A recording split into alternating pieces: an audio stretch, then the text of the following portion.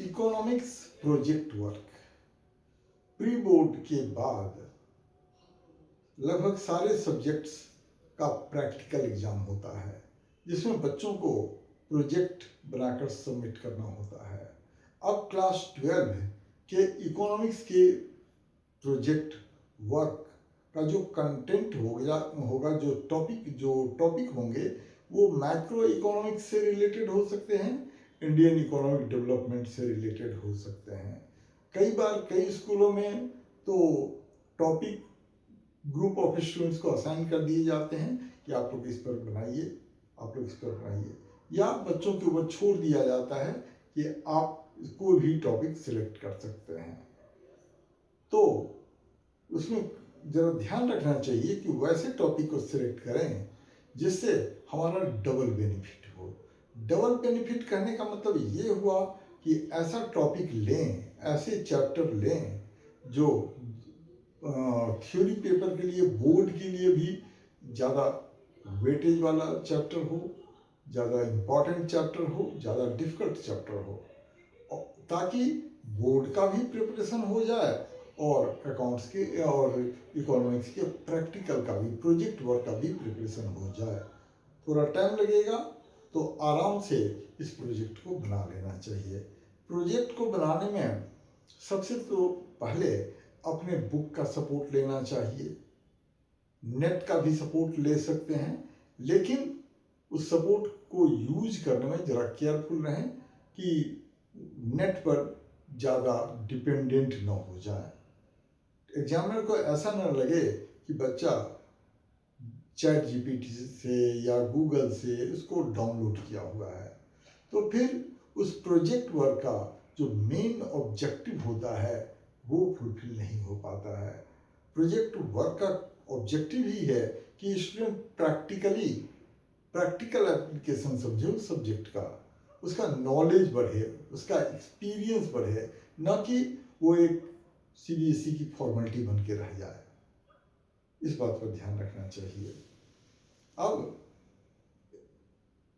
जो प्रोजेक्ट बनाते हैं वो बहुत ज़्यादा लेंदी ना हो, बहुत ज़्यादा शॉर्ट ना हो, बैलेंस्ड हो, एक्सप्लेनेशन बैलेंस्ड हो, जहाँ शेड्यूल हो वहाँ शेड्यूल यूज करना चाहिए, जहाँ डायग्राम हो वहाँ डायग्राम यूज करना चाहिए, और जब इसका वाइवा हो, एक्सटर्नल जब उसके ऊपर क्वेश्चन पूछने के लिए आए तो उसकी तैयारी में कुछ बातों को ध्यान में रखना चाहिए।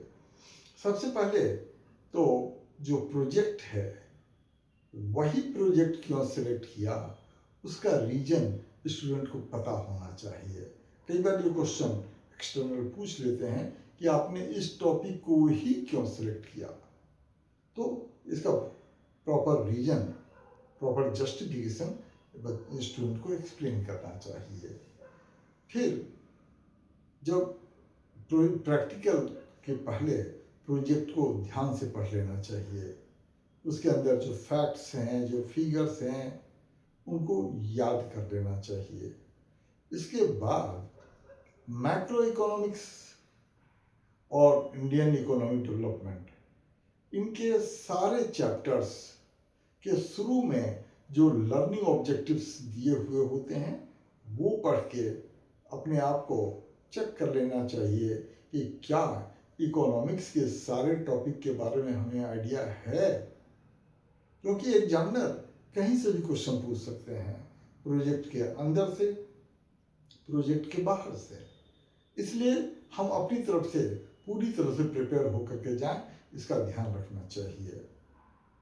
हर चैप्टर के लर्निंग ऑब्जेक्टिव को देखने के बाद सारे चैप्टर्स के एंड में जो समरी दी हुई है, पॉइंट्स ऑफ रिवीजन है, उनको जरूर पढ़ लेना चाहिए। इसके बाद जो ऑब्जेक्टिव टाइप क्वेश्चन हैं वो पढ़ लेना चाहिए। एग्जाम में एग्जामिनर के पास में जब खड़े हों तो स्ट्रेस में नहीं होने चाहिए, ना स्ट्रेस में हो ना कैजुअल हो, नॉर्मल रहना चाहिए, बैलेंस्ड रहना चाहिए, इमोशनली स्टेबल होना चाहिए, इंटेलेक्चुअली शांत होना चाहिए।